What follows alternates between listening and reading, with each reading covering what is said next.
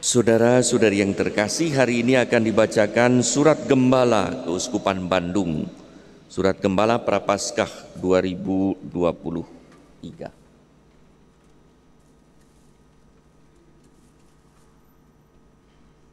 Lebih mengasihi sesama dan peduli pada alam ciptaan. Saudara-saudari yang terkasih, sejalan dengan Sinode Para Uskup 2023 yang mengundang kita untuk berjalan bersama dalam semangat sinodal, kita hendak mendalami tema aksi puasa pembangunan nasional 2023, yaitu keadilan ekologis bagi seluruh ciptaan, semakin mengasihi dan lebih peduli.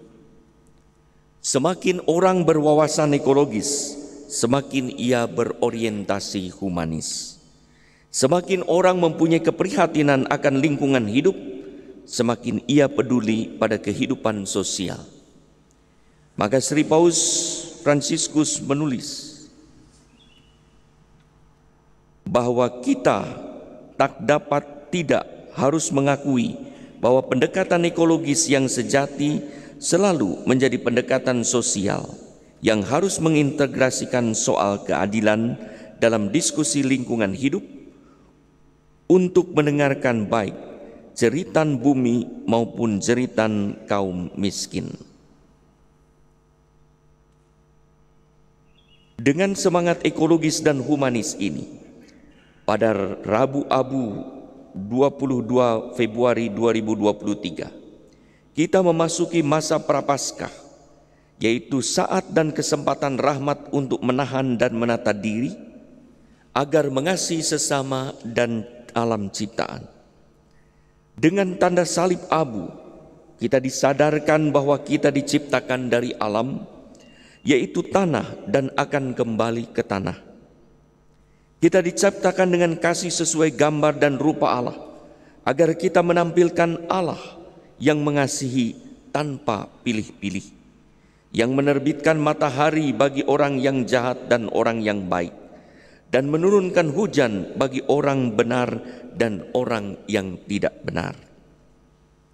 Saudara-saudari yang terkasih, dalam Injil hari ini, Matius 5:38-48, Yesus mengajak para muridnya untuk hidup sempurna melebihi hidup rata-rata orang biasa.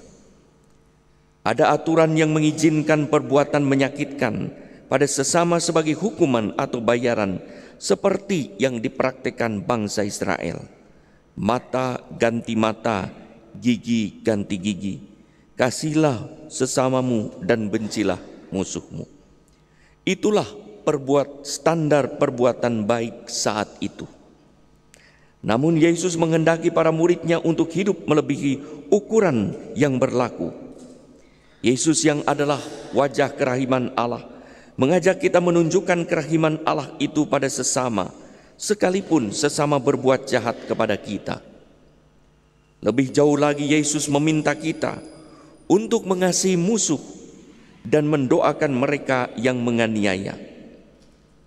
Melalui sentuhan belas kasih Allah itu, siapa tahu banyak orang mengalami kerahiman Allah hingga mereka pun bertobat.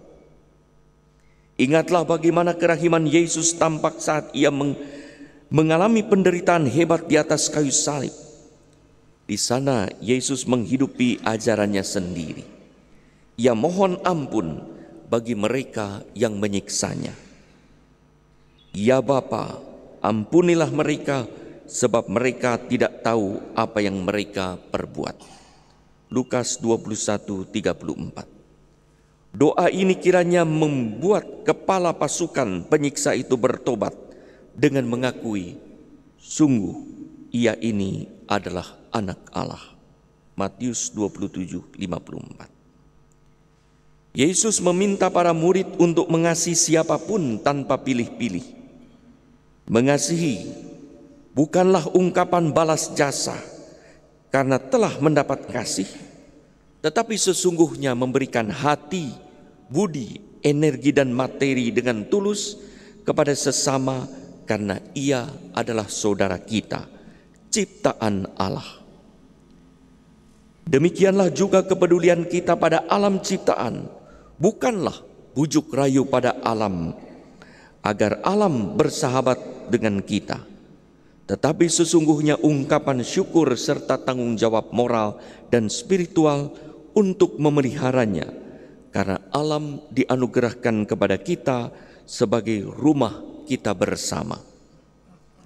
Hanya dengan menunjukkan kasih tulus dan kepedulian sejati yang menggambarkan kehadiran Allah, kita layak menjadi anak-anak Allah yang memuliakan Allah.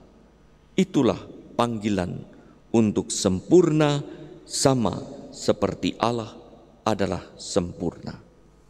Matius 5:48. Saudara-saudari yang terkasih, bagaimana mungkin kita mengakui bahwa kita mempunyai kasih kalau kita tidak peduli pada sesama, sebagaimana yang diingatkan oleh Rasul Yakobus. Jika seorang saudara atau saudari tidak mempunyai pakaian dan kekurangan makanan sehari-hari, dan seorang dari antara kamu berkata, "Selamat jalan, kenakanlah kain panas dan makanlah sampai kenyang," tetapi ia tidak memberikan kepadanya apa yang perlu bagi tubuhnya, apakah gunanya itu? Yakobus 2:15-16. Bagaimana mungkin kita mengaku diri memiliki kasih kalau kita tidak bersikap adil terhadap sesama? Bagaimana mungkin kita mengakui bahwa kita mengasihi sesama kalau kita tak berbuat adil pada lingkungan hidup? Bumi sebagai rumah kita bersama, yang keadaannya akan mempengaruhi kesejahteraan manusia. Saat ada kerusakan ekologis, kesejahteraan manusia pun bisa terganggu. Saat ada banjir melanda, tanah longsor, tercemarnya tanah, air, tanah dan udara, kehidupan manusia pun terganggu dan kesehatan kita pun terpengaruhi. Pada akhirnya yang paling menderita akibat kerusakan alam adalah orang miskin. Disitulah kita dipanggil untuk berbuat adil pada alam ciptaan, agar manusia hidup sejahtera.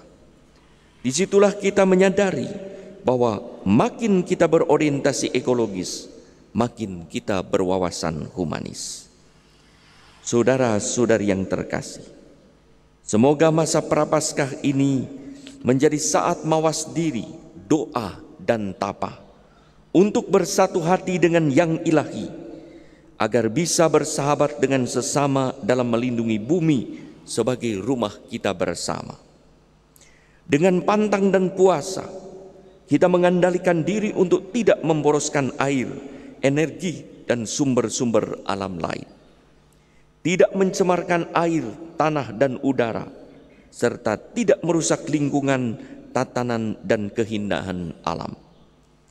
Marilah dengan semangat sinodal, semangat kebersamaan, kita melakukan gerakan memperbaiki lingkungan yang rusak dan mengurangi risiko terganggunya lingkungan hidup. Lewat amal kasih, kita lebih mengasihi sesama dengan cara berbagi, dan makin peduli pada alam ciptaan dengan melindungi dan memeliharanya, hingga terciptalah lingkungan hijau yang aman dan nyaman, serta sehat dan penuh berkat. Selamat memasuki masa Prapaskah, Tuhan memberkati. Ditandatangani pada 14 Februari 2023 pada peringatan Santo Cyrillus dan Methodius, Uskup Keuskupan Bandung.